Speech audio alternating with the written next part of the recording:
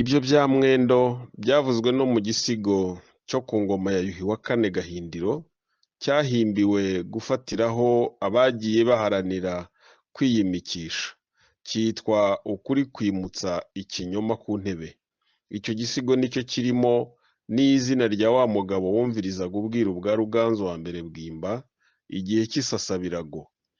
Yitwaga Censha, niwe wahamije ibya Rugwe byo kwima, kuko Mwendo yamaze gucika ageze i Bugesera akagenda avuga ko ari we Ruganzu I yari yasize araze ingoma, hanyuma akayibwa na Cyenge. Dore utubango tw'icyo gisigo twerekeye Mwendo. Nyirinka za Muganwa, nkubwire ikigeni ikinyoma cyishe abagabo kera, harya cyabanza Mwendo.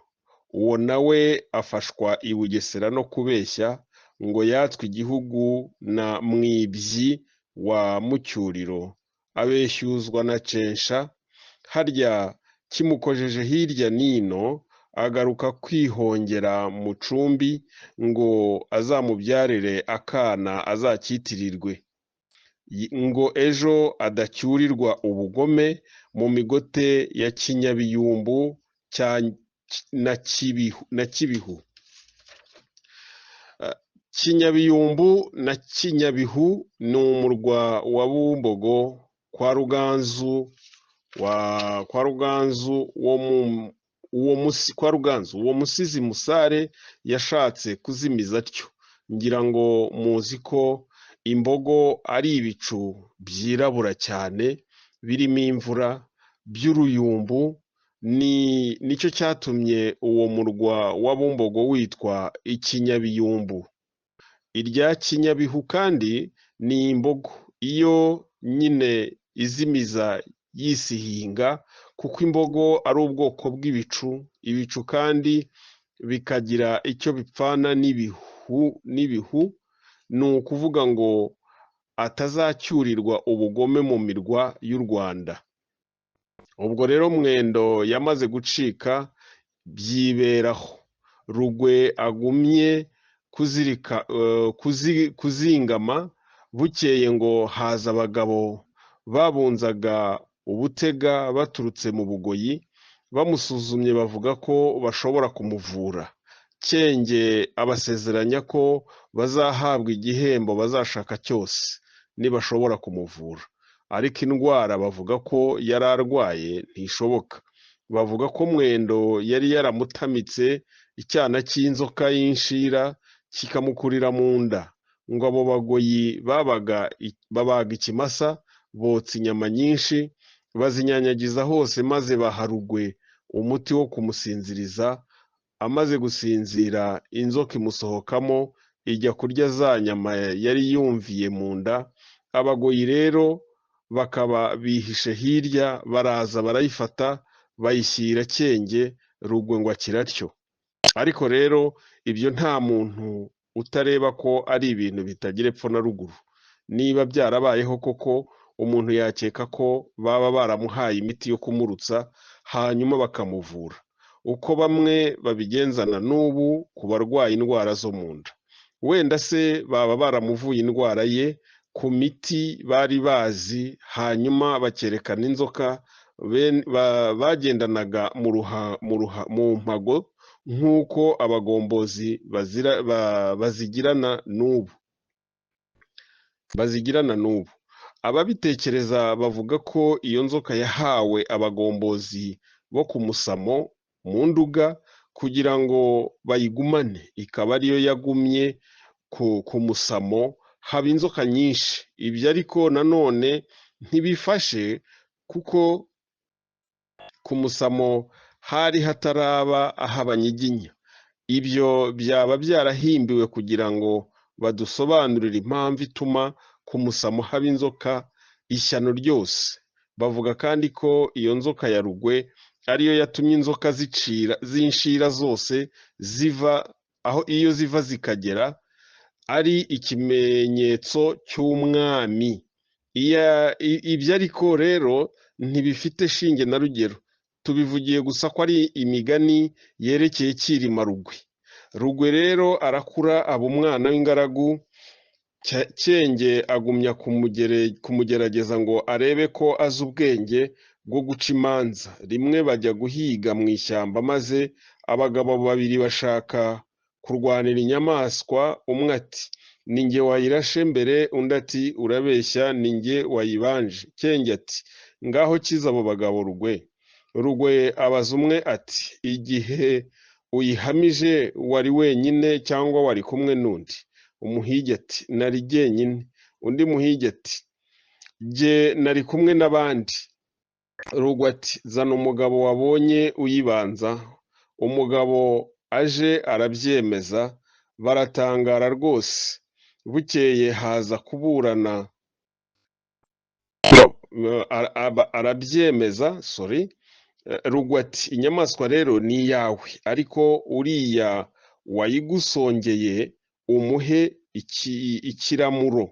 Abari aho baratangara rwose. Bukeye haza kuburana abagore babiri, urubanza rwabo rurananirana. Cyenge ati nibabahe igihango turebe ubeshya. Rugwe ati ariko rero urukijije nabi, aho kubaha igihango nibatangane. Abagabo babonye ibyo ngibyo. Abo bagore umwe yatsindaga sebukwe na nyirabukwe. Rugwe ati uriya mugore utsinda bakuru nanone aratsinda muri uru rubanza. Bakijije uko Rugwe yabivuze, basanga uwo yavuze ari uwe utsinze koko. Bukeye Censha yibwa wa muhoro mwiza wahoze ari uwa Ruganzu. Bukeye Censha aza kuburana ibwami, afatanye ukuboko n'uwo yaregaga, kuko ariko babigenzaga kera. Cyenge akubise wa muhoro amaso arawumenya. Arebye wa mugabo mu gahanga abona ya nkovu. Ati nibagufate. Bafata Censha. Cyenge akoranya rubanda n'abiru bandi, abereka wa muhoro, barawumenya bati wari uwa Ruganzu Bwimba. Abaza Censha ati wawuvanye he? Undi asobanura ibyo yumvise byose. Bose rero bemera ko Rugwe ari we mwami Ruganzu wa mbere yasize. Cyenge rero aramwimika iry'ubwami, yitwa Cyilima. Kuva ku ngoma ye bavuga ko ari bwo bazanye ibyo gutangana abagabo, kuko mbere bakizwaga n'igihango bahabwaga. Kuva ku ngoma ye kandi nibwo baciye iteka ry'uko nta mugabekazi uzahungurwa, kandi kuko Mwendo yahunguye Nyakiyaga akaboneraho kuroga Rugwe. Cyensha yari umugesera. Urwibutso rwe ruba ko iteka umwami uzajya kwima azajya abanza kwaka n'umugesera wo mu nzu yo kwa Cyensha.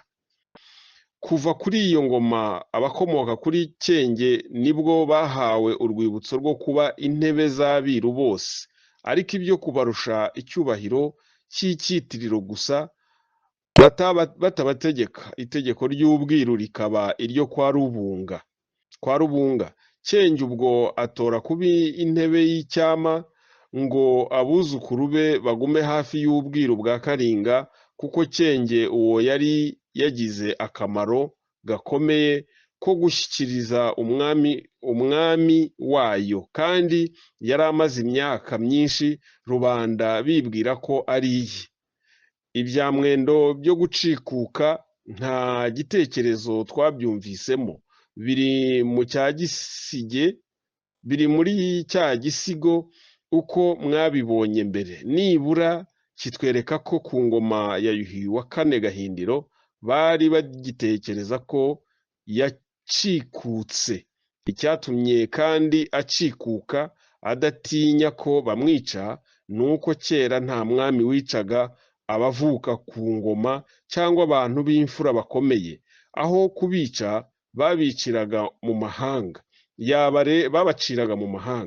Yaba rero yaragaruwe, kuko nuko Cyilima wa mbere yimye aje kwitwara. Icyo gisigo ariko nticyasobanuye niba baramwakiriye. Abene Mwendo babaho mu Rwanda na n'ubu. ihorera rya Ruganzu n'ubukwe bwa Nsoro wa mbere Bihembe. Cyilima wa mbere amaze kwima yiberaho, bukeye yanga kugira icyo anywa cy'itabi n'inzoga, yanga gushengererwa no kumurikirwa inyambo, ararakara rwose. Baza kumwinginga ngo ababwire ikimubabaje, ati inzoga nizinywere Kimenyi, inyambo nizimurikirwe Kimenyi, ibitaramo nibigirirwe Kimenyi, niwe mugabo we wishe data, none akaba yidenderereje mu bye. Arahaguruka Mukubu wa Mushyoma, Urukubanzoka, umugabo wiciye mu ibuga rya Rwishima, ati niba ari ibyo byari bikubabaje, shira agahinda nzamuhorera. Najyanye na Robwa mu Gisaka, ibyo ndabizi, nzajyayo. Cyilima wa mbere ashira agahinda, ahaka rubanda rwe uko bisanzwe. Bukeye arahaguruka Mukubu wa Mushyoma, yicikishiriza Igisaka. Agezeyo Kimenyi arishima cyane. Mukubu ati narushye guhakwa n'umwana, ndakugarukiye, n'ubundi wari umpatse urabizi. Kimenyi aramushaka. Bukeye ati mbese nyine Mukubu, aho uracyamenya kurasa nka kera? Mukubu ati biri ubu gusa. Bajya kurushanwa ku ntego, barayihamya cyane. Mukubu ati ariko ibi ni intego, ntabwo byakwerekana uzi gutonesha. Ni igiti gishinze hamwe, uraza ahubwo tujye kurushanwa mu muhigo, turebe urusha undi kuboneza inyamaswa ziruka. Kimenyi arabyemera. Bukeye bambikira ishyamba ry'umwami, bajya mu rubuga bombi gusa n'umugaragu ubatwaje inzoga ya Kimenyi mu nkangara. Bakomye inyamaswa ziza mu rubuga. Mukubu arahamya. Kimenyi agiye kurasa iye ije, Mukubaba yamwitakaje inyuma, amurasa mu gihumbi. Kimenyi aragwa. Mukubu amuca igihanga n'igikonjo, agarukaho basize umunyanzoga, aramwica. Umugaragu wa Mukubu wari kumwe nawe ashyira igihanga cya Kimenyi mu nkangara n'igikonjo cye, bashyira nzira ishyamba ryose baza mu Rwanda. Abanyagisaka baza kumenya imipfire ya Kimenyi bitinze. Mukubu aza kubimurikira umwami i Gasabo, ahabwa ingororano zikomeye. Ibyo birangiye, Cyilima wa mbere ashaka imitsindo yo gusumbya abandi bami ingoma. Abaza abapfumu be barimo Nyirabyansi, Byangara ya Gahinda na Rubambo rwa Barundo wari waramucikiye ava mu Bugesera, ngo we yaraguraga inka. Bamushakira umugeni Ngambwa, nk'uko Abanyarwanda b'ubu bari bakibigira. Umugeni Ngambwa ni uwo abapfumu babaga bejeje ko azatuma umugabo we atunga, akabyara, akagubwa neza, agatsinda abamwanga. Nyamara ariko muzi ko uwabaga amufite bitamubuzaga kwigirira ibyago yari asanzwe azagira. Uwo rero babonye Cyilima wa mbere aba Nyanguge ya Segashya, umwami w'ubugufi, hirya y'Igisaka n'Ubugesera. Yohereje y'inka 8, basanga yarasabwe na Nsoro wa mbere Bihembe, umwami w'i Bugesera. Cyilima wa mbere abimenye arumirwa, agisha abe inama, ariko cyane ayigisha umugabo w'umupfumu witwaga Kanamugana. Amubwira ko ajya kwibanisha na Nsoro wa mbere Bihembe, akazataha ubukwe bwe, maze muri ubwo bukwe akazashaka icyanzu cyo kurongora Nyanguge, hanyuma Nsoro wa mbere akamusumbakaza. Nyanguge rero akazaba yabaye muka Cyilima wa mbere, kuko azaba yaramukoye kandi akaba ari we umurongora. Inama ibiyo. Ariko rero Cyilima wa mbere asanga bitamushobokera kubana na Nsoro wa mbere ibyo ntibyari biruhije no kumutahira ubukwe, ariko rero kurongora Nyanguge akabivana kuki? Icyo gihe uyu musozi wa Kigali n'uwa Nyaruguru yari iya Nsoro wa mbere kuko yari mu Bugesera, yari mu Bugesera. Nyamweru hagatura umugabo w'umukono witwaga Nkima ya Bukarara bwa Bunyenge bwo kwa Sagashya, akaba rero mwene wabo wa Nyanguge amusabira Nsoro wa mbere. Kirima rero ashaka inzira yo kubana na Nkima biramushobokera, baruzura rwose, amuhakwaho kugira ngo azarebe uko amuhesha Nyanguge. Nkima ati byageze kure, umugeni yaratanzwe birarangira, ntabwo se yakunda kumuguranura ubwo muri abami mwembi? Kirima ati ubwo utamumpesha rero, ahubwo uranshakire inzira yo kumurongorera kwa Nsoro.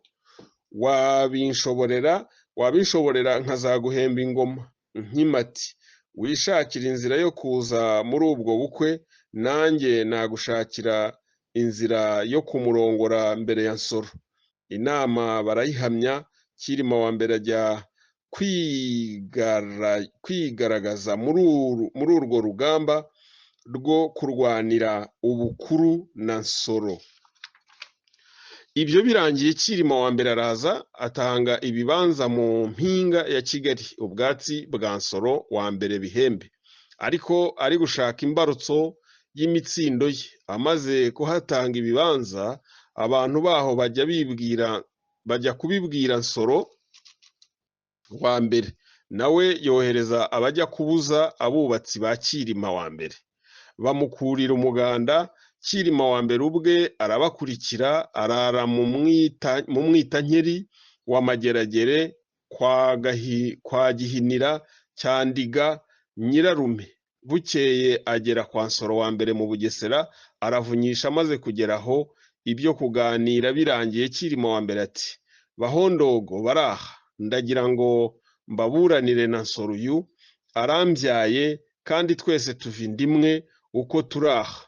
Data yarapfuye yishwe n'Abanyagisaka, Nsoro uyu ntiyamuvuna ngo ajye guhorera uwo bava inda imwe, hanyuma ntiyanyoherereza indorano ambyaye. Ejo bundi mbonye ko Abanyagisaka twanganye bakaba begereye aho ntuye, ntireka mbiyake nigire aho bategereye, nje kubaka mu bwatsi bwa Nsoro uyu anjugunyira umuganda. Murora ibyo mwabyita iki? Bati yaraguhemukiye koko uramutsinze. Kirima ati uremeye se Nsoro? Nsoro ati ndemeye koko mwana wanjye uransinze. Kirima ati ndagutsinze rero koko rero,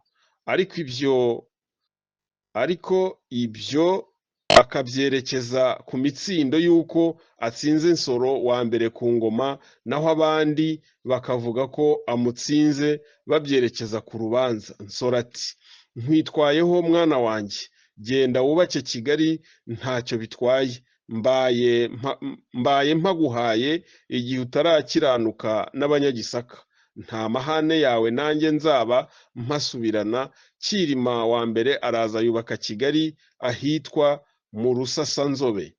Bukeye Kirima wa mbere asubira kwa Nsoro, ajya kumukurira ubwatsi bw'uko yamuhaye Kigali, amushyira inzoga nziza cyane. Bigeze aho baraganira, bagusha mu bukwe bwa Nsoro wa mbere wendaga kurongora Nyanguge.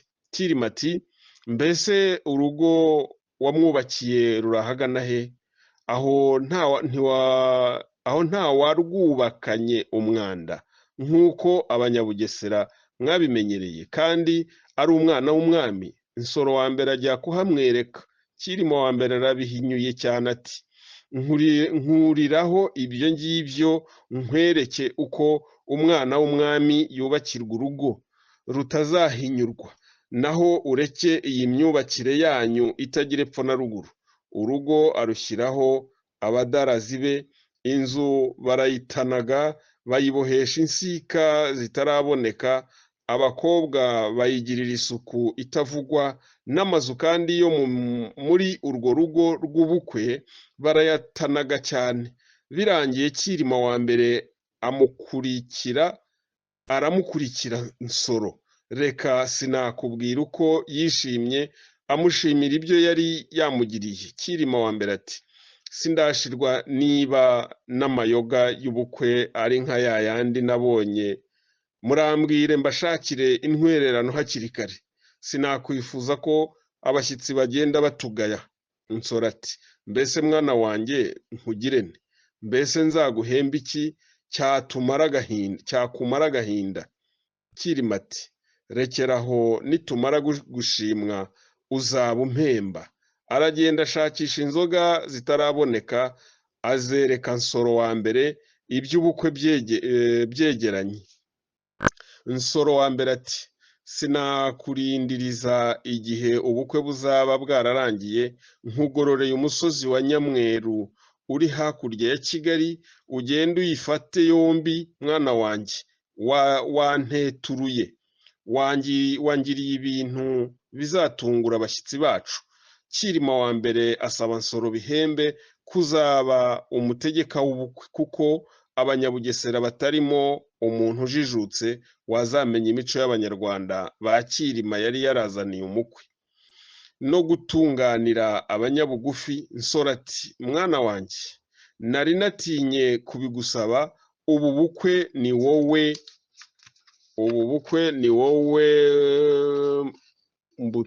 ubuntunganyirije, ni wowe koko ukwiriye kububonera, ukabazwa byose, wowe ubizi uburyo n'ingingo. Cyilima wa mbere abijyamo atyo, aba ari we ubonera abakwe n'abasangwa, bamwe akabicaza ino aho ashatse, abandi akabigizayo uko ashatse.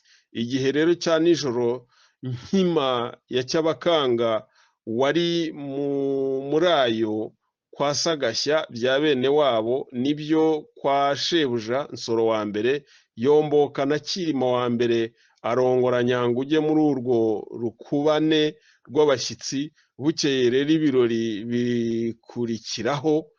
bikurikiraho birangiye, abakwe n'abasangwa barasezererwa. Nsoro wa mbere asumbakaza Nyanguge wari muka Cyilima Rugwe. Bimaze gusohoka neza, Cyilima agororera Nkima, aramwimika, amuha ingoma y'ingabe yitwa Nkurunziza. Abami bayo bakuranwa aya mazina atatu: Butare, Nkima na Cyabakanga. Umurwa wabo ni Nyamweru. Amuremera n'ingabo zitwa Abariza n'inka zitwa Ibirayi. Izo ngabo bavuga ko arizo zahaye Uburiza izina ryabwo, kuko arizo zari zihiganje. No ku murwa wa Remera y'Abaforongo hari umurenge w'itorero ryabo kuri Mibambwe wa mbere witwa Kabariza. Imivukire ya Mukobanya, imitsindire y'Abahinza. Nsoro wa mbere Bihembe yari afite abagore benshi bitwa inkunge, barimo Nyanziga, Yabazoza na Cyagarama cya Rugaruka na Bambarisha Bambarinkenga, bombi bakaba abakobwa ba Mwezi umwami w'u Burundi, ariko wo mu nzu yabanjirije aba bami b'i Burundi b'ubu ngubu. Igisigo cya Mwezi uwo nguwo yari Kiyobera babi cya Mwaga umwami w'imiheto. Rimwe Nsoro wa mbere ajya mu muhigo, abagore be barakorana bajya kuyaga urukobwa. Barahiga, umwe agashaka kwereka abandi ko abarusha gutona ku mugabo wabo. Bigeze kuri Nyanguge ati: ndabaruta jye wacyuriwe ubukwe bw'abami babiri ijoro rimwe. Abandi babyumvise barita mu gutwi, babisangisha Nsoro wa mbere mu muhigo, agaruka yarahiriye kwica Nyanguge. Ariko abagaragu ba Nyanguge baramuburira, nyamara ibingibi ngira ngo ni ibihimbano, naho umugore yaba umupfu bwahe yakwiratana ibyo. Umuntu ahubwo yakeka ko ari amahamba yaba yaravuye kwa Cyilima yo guteranya Nyanguge ngo yahukane kwa Nsoro wa mbere Cyilima amwizaniye iwe. Ubwo Nyanguge acika hakiri kare azana n'umutwa Cyilima wa mbere yari yarasize amuhatsweho, bacikana n'umwuzukuru wa Nsoro wa mbere w'umukobwa warererwaga kwa Nyanguge witwaga Mageni ya Gikari, n'umunyabintu wo kwa Nyanguge witwaga Hozi. Bageze ku Kagera bambutswa n'umusare wari ku mugambi witwaga Shumbi. Nsoro wa mbere ageze imuhira asanga Nyanguge yagiye kera. Ubwo Nyanguge akaba afite inda nkuru, atarahaguruka kwa Nsoro, yohereza iwabo umuntu wo kubabwira ko ibye byagenze. Ababitekereza bavuga ko Nyanguge yanze agaseke ke karimo utw'abakobwa akagaha umugaragu we ngo ajye kugashyira ku kibumbiro cy'inka za Sagashya, agira ati ubwo bakabona barakajyana iwacu babone ko wenda napfuye, hanyuma bazabaze uko byagenze. Ariko rero uko ndora, aho gutuma agaseke katazi kuvuga aba yaratumye uwo wakajyanye. Iryo banga rero uko ndora ni irihimbano. Umwana w'umwami yakwahukana ku wundi mwami agataha ku mwami wundi, maze iyo nkuru ikazagezwa iwabo n'agaseke bajyanye ku kibumbiro. Nuko rero uko tumaze kubivuga, ubanza Cyilima wa mbere ari we wagerageje kwahukanisha Nyanguge. Bari ku nama y'uko azahukana aza mu Rwanda. Murebe n'uko abamugejeje ino bavugwa muri icyo gitekerezo bari nko ku mugambi, ndetse uwo twakeka wabinogeje yaba Nkima ya Cyabakanga. Nyanguge ageze i Kigali asanga Cyilima adahari, yaragiye mu bya Gasabo, acumbikirwa n'umugabo w'umuzigaba wari utuye mu Bwanacyambwe. Bavuga ko uwo mugabo ari we bazigaba babaheka bo kwa Nkwaya ya Muvubyi bakomokaho. Nyanguge ahageze uwo mugabo amufata neza rwose. Bukeye Nyanguge ati wa mugabo we, ko uri imfura ukaba warambereye imfura, kandi uwagutuma aho wantumikira? Undi ati nagutumikira. Nyanguge ati ujye i Gasabo umbwirire Cyilima uti nabonye umugore ushaka ubuhake witwa Nyanguge wifuza kugukeza, ariko yatinye kuza iwawe atabanje kugutumaho.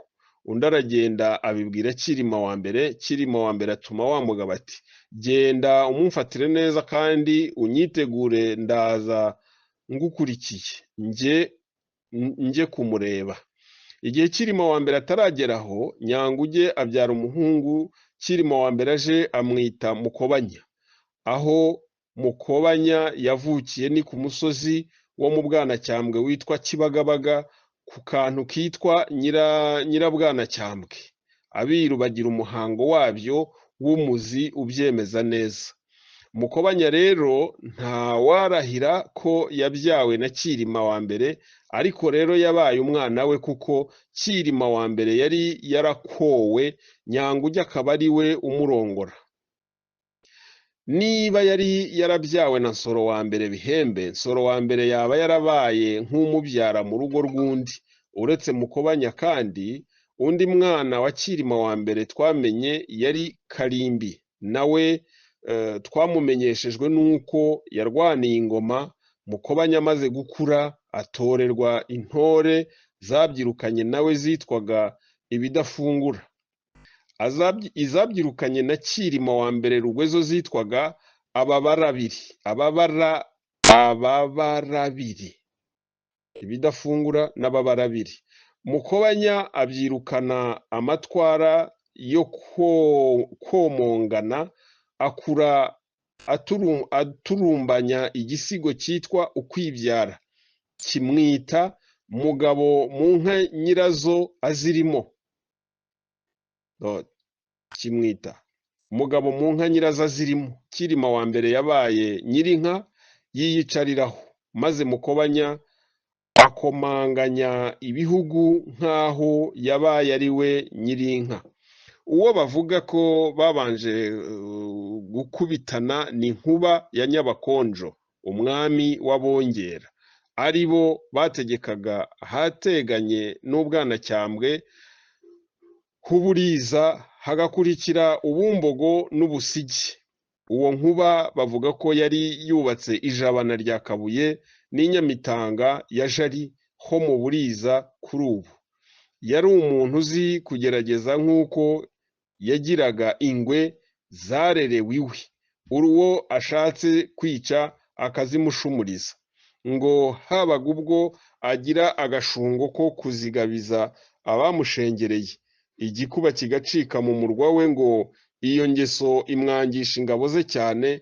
Ku ngoma ye Abanyiginya bari barigaruriye Ubwanacyambwe, kandi Cyilima wa mbere Rugwe amaze kugabana Kigali na Nyamweru kuri Nsoro wa mbere Bihembe, ingoma yabo rero yari imaze kwagiriza iya Nkuba, kuko Nyamweru iciye hino y'Uburiza bikenda nko kuyikora ivure rwose. Icya gihugu cyatwarwaga n'Abongereza, ntabwo bashoboye kutubwira izina ryacyo nyakuri. Izina ryacyo twasanze mu gisigo, ntituzi niba ari amarenga y'abasizi cyangwa se niba ryari izina ryeruye. Icyo gisigo cyo ku ngoma ya Yuhi wa kane Gahindiro cyitwa Umugore Mukuru iyo ashyikiranye n'umugabo, cyahimbiwe kuburanisha imirwa y'abami, ngo barebe uruta iyindi yose ubukuru. Nyiri ukugisiga ari we Musare wa Kalimunda yari abyendeye ku ijambo rizwi mu mihango y'ibwami ry'uko ingabo zatsinze igihugu kigahinduka u Rwanda. Imirwa itowe muri icyo gihugu gishya irutwa ubukuru n'umurwa umwami yari atetseho mu igaba ry'icyo gitero. Mu byerekeye rero igarurwa ry'igihugu cy'Abongera, icyo gisigo bakigeraho kiti: nkwere none imisozi yakuranywe ku bukuru, urantege amatwi nkuburanire urwayo urukemure, buraburana ubuha bwa mirimo ya Gisamba-mpeta, bwatsinze kare mu kuza mu Ruriba, aho mubwubakiye mubwereje ku bwa Gitungwa, igitumba cya Mukoko bugirwa imbata, ubwo Kigali yari ibunyazeho ubwiri, aho bwitsindiriye abami b'Icyintebe bwinjirirako. Iriya mirimo muruzi mu ibango rya gatatu ni Nkuba wajimijwe atyo, kuko inkuba iririma. Gisaba-mpeta uriya ni Nyabakonjo, kuko inkonjo isaba ihese intoki. Ibi by'ubusabisha bukonji, naho ririya zina rya Buha rishobora wenda kuba ariko icyo gihugu cyitwaga, nyamara ntitwabyemeza neza kuko byashobora kuba ari Nyamitanga yajimijwe ityo. Guha no gutanga ni kimwe. Ubwo Nyamitanga yari umurwa w'icyo gihugu, ishobora kuba yarajimijwe ityo, igasimbura igihugu cyose yari ibereye inteko. Mu Ruriba hariya si ukuzimiza, ni mu Ruriba rwa Kigali. Gitumba iriya ni Kigali yajimijweho ityo, kuko ikintu Kigali kiba gitumbye. Mukoko iriya ni umurenge wa Kigali witwa Rwingwe. Ingwe ni igikoko. Cyintebe iriya niyo tutashoboye kumenya impamvu, keretse rero yaba ari Kigali nanone, kuko ahagutse hatabura ibyicaro. Uko murora rero, iki gisigo cyavuzwemo ko Nkuba yatsinzwe n'igitero giturutse i Kigali, nicyo gituma imirwa yose muri ibyo bihugu wa Kigali uyirusha icyubahiro. Bavuga ko Mukobanya yagabye ingabo ubwe agatsinda Nkuba, agatabarukana ingoma ye y'ingabe Kamuhagama n'imfizi ye y'ubwami yitwaga Munono. Nkuba rero ahungira mu bugufi acika Mukobanya atyo. Nkuba yageze mu bugufi, umutware wabo Bigega arongora umukobwa we Nyabyanzu, nyina w'umugabekazi wacu Nyirayuhi wa kabiri Matama. Nkunda ko abatekereje ibi ngibi bya Nkuba batari bazi ko ubucurabwenge bwahuza nabo n'abacurabwenge batazi iby'icyo gitekerezo. Mbere twavuze ko abami ba kera bari abatutsi, tuvuga n'impamvu zabyemeza. Uwo mwami w'Abongera nawe rero yari we. Ibi tumaze gutekereza byaduhebya ko atatahana n'abageni bo mu bugufi atari umututsi. Ibyo birangiye, Mukobanya atera Migina watwaraga mu Buriza bwa za Burega na Kiyanza no mu Muyanza. Bavuga ko mu Migina uwo ubwoko bwe yari umusigi wajyaga atura ikoro ibwami, bukeye arigomeka. Mukobanya aramutsinda, wenda yari umuhinza waho wa mbere, cyangwa se yari umutware wahitegekeraga nka bene bya bindi twavuze. Ibya Migina birangiye, Mukobanya azamukana na Cyirima wa mbere, batera undi muhinza witwaga Sambwe rya Cyabugimbi. Abandi bavuga ko Sambwe byombi ni byiza kuko mu Kinyarwanda cya kera amagambo yahoze arangizwa n'inyuguti ya bwe, ubu yahindutsemo bo, ry'imivugire ya kera yitwa Urunyakirima, kuko biheruka kuvugwa n'abo ku ngoma ya Cyirima wa kabiri Rujugira. Twabonye inanga yo kuri iyo ngoma irimo umugambwe, ingambwe, aho kuvuga umugabo, ingabo. Sambwe rero wo yatwaraga Ubumbogo n'Ubusigi n'imisozi imwe yo mu Buriza buhegereye. Mukobanya yamutsinze ahitwa ku Mugote wa Remera, ariho Sambwe yamusanganiriye. Ibyo biri no mu gisigo twavuze cy'umugore ukurikira kigira kiti, cy'umugore mukuru kigira kiti: ntwere none imisozi yakuranye ku bukuru, urantege amatwi nkuburanire urwayo urukemure. Baraburana Ubusigi bwa Mitebuko ya Bwatsi bwibikije kare icyongera abageni, bwari igitwerera cy'Uburiza aho mwiciye Nyabyuho, bya Mugimbi bugwa Gasabo mu maguru. Aho rero ntihakuranwa ku bukuru n'urweya rwa Nyakirambo na Giheha iyo ingoma zagwirije imiryango. Mu ibango rya gatatu muharuzi Mitebuko, uwo ni Minyaruko umusizi yajimije atyo, kuko kunyaruka ari ugutebuka. Bwatsi rero we ni Nyamikenke, kuko umukenke ari ubwoko bw'ibyatsi. Mu ibango rya gatanu Nyabyuho uriya ni Sambo, cyangwa rero Sambwe, kuko igisambo gica mu byuho. Murareba rero ko iki gisigo kivuga ko Sambwe yatewe n'igitero giturutse i Gasabo, nubwo gihimbwe vuba, bikaba byari byarabaye kera. Uwagisize yabivugiye kumenya ko igihugu gitsinzwe neza kiba kibyawe n'umurwa wagabiweho igitero. Wumvise rero bavuga ko Gasabo ibyaye Ubusigi, ntiwashidikanya. Wakwemeza ko hatsinzwe n'igitero kigabiwe kuri uwo murwa. Murebe kandi ko Ubusigi bwari igitwerera cy'Uburiza, ni ukuvuga ko byari igihugu kimwe ujyanye. Ibyo bihugu tumaze kuvuga byatsinzwe na Mukobanya wari ukubigandura. Abatekereza bavuga ko bari byarayobotse kera nyuma ya Gihanga, bukeye bigomeshwa n'ubwigenge bw'abatware babyo.